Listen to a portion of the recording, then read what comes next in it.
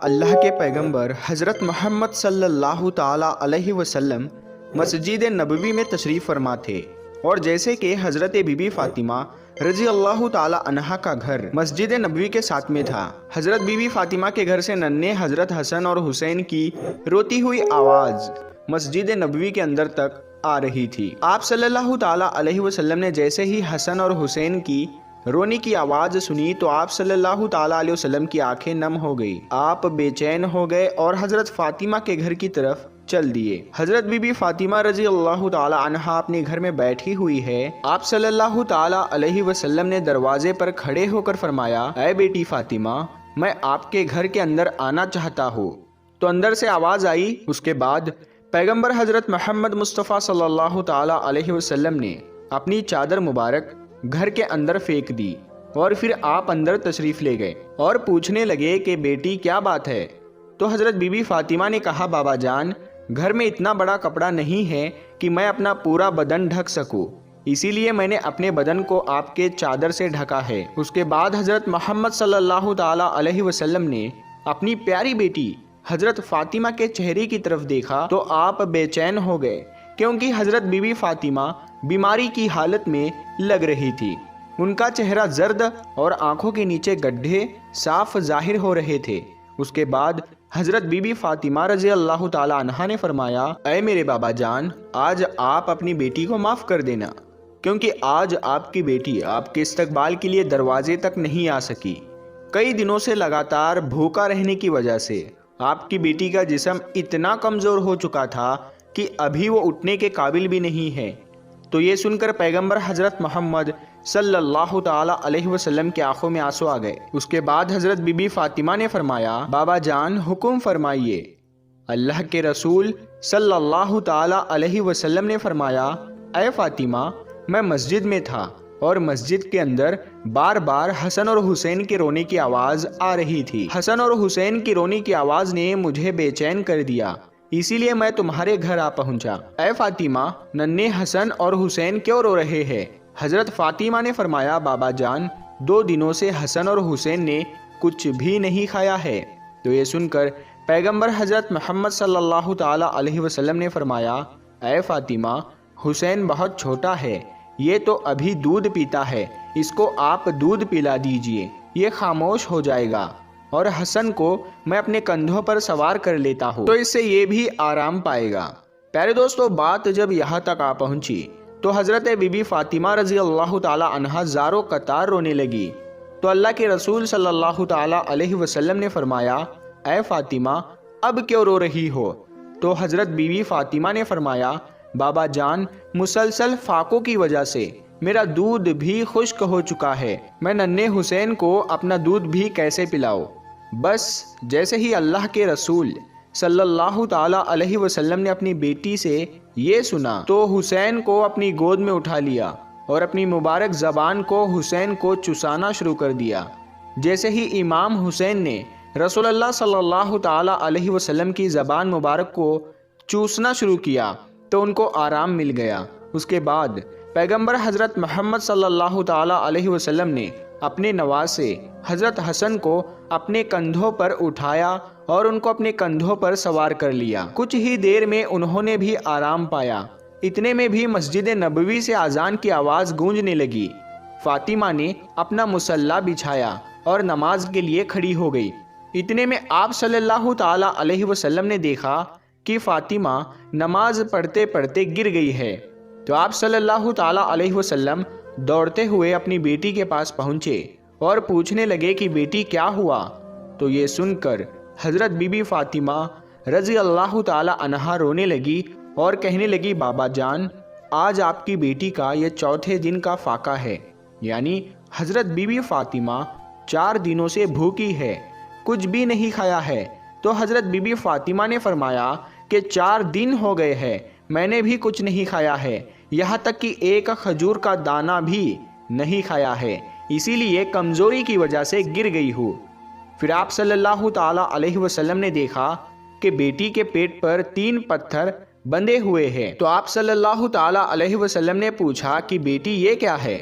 तो हज़रत बीबी फ़ातिमा रज़ी अल्लाह ताला अन्हा ने फरमाया, बाबा जान, आज आपकी बेटी का चौथे दिन का फाका है और हर दिन के एतबार से मैंने अपने पेट पर एक पत्थर बांधा है। पहले दिन जब मैं भूखी रही तो मैंने अपने पेट पर एक पत्थर बांध लिया, फिर दूसरे दिन दूसरा पत्थर बांध लिया और फिर तीसरे दिन का तीसरा पत्थर भी बांध लिया।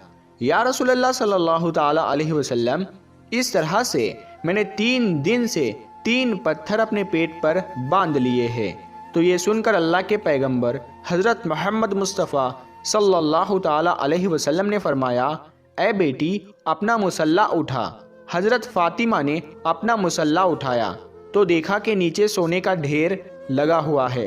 आप फरमाने लगे, बेटी जितना चाहे उतना उठा लो, मगर कल क़यामत के दिन इसका हिसाब देना होगा। तो ये सुनकर हज़रत फ़ातिमा ने उस सोने के ढेर पर थूक कर अपना मुसल्ला रख दिया।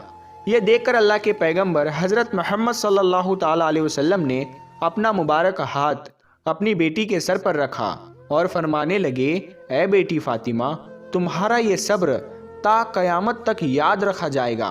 तुम्हारा शोहर अली इस्लाम की तबलीग के लिए अल्लाह पाक की किताब कुरान शरीफ को मुख्तलिफ इलाकों में पहुंचाने के लिए इधर से उधर घूम रहा है। उसके नतीजे में ख़ानदान नबी के चूल्हे ठंडे पड़ गए हैं। ए बेटी फ़ातिमा, सब्र करो, अल्लाह सब्र करने वालों के साथ है। दोस्तों, उसके बाद पैगंबर हज़रत मोहम्मद सल्लल्लाहु ताला अलैहि वसल्लम ने अपनी कंबल को अपने पेट से हटाया तो हज़रत बीबी फ़ातिमा ने देखा कि उनके पेट पर 3 पत्थर बंधे हुए हैं, जबकि अल्लाह के रसूल सल्लल्लाहु ताला अलैहि वसल्लम के पेट पर 4 पत्थर बंधे हुए हैं। तो आप सल्लल्लाहु ताला अलैहि वसल्लम फरमाने लगे, ए बेटी फ़ातिमा, 3 दिन की तू भूखी है, मगर आज मेरा तो चौथे दिन का फाका है। आज मैं तो 4 दिन का भूखा हूँ। प्यारे दोस्तों, ज़रा सोचे, इनको क्या ज़रूरत थी 3-3, 4-4 दिनों तक भूखे रहने की। अगर आप चाहते तो दुनिया भर के ख़जाने आपको मिल जाते।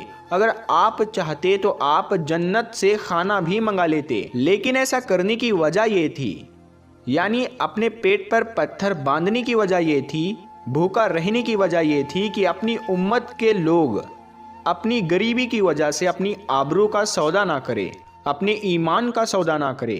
इस वजह से आपने 3-3, 4-4 दिन तक भूखा रहकर दुनिया वालों को दिखाया, पेट पर पत्थर बांधकर भी दुनिया को सिखाया। प्यारे दोस्तों, उसके बाद हज़रत मोहम्मद मुस्तफ़ा सल्लल्लाहु ताला अलैहि वसल्लम मस्जिद नबवी में तशरीफ़ ले गए और जाकर नीचे फ़र्श पर ही बैठ गए।